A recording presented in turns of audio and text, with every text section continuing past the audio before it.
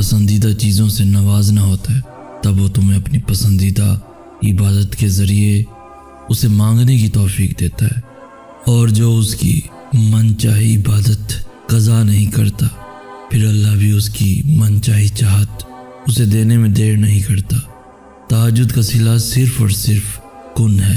تہجد کی طاقتوں کے سامنے کوئی بھی چیز ٹک نہیں سکتی، تمہارا مقدر بھی نہیں۔ یہ خاص بات ہے اس نماز کی کہ یہ ہارتی نہیں ہے، نہ ہی رکاوٹوں کے سامنے ڈگمگاتی ہے۔ یہ اللہ کو مناتی ہے اور تب تک مناتی ہے جب تک اللہ مان نہیں جاتا۔ انکار کی گنجائش نہیں ہوتی، بس جو مانگ لیا تہجد میں وہ مل گیا۔ یاد رکھو، دل کا بار بار ایک ہی دعا کے لیے اللہ کے سامنے رونا اتفاق نہیں ہوتا، کیونکہ جو اللہ سے لگائے ہوئے دعاؤں کا سلسلہ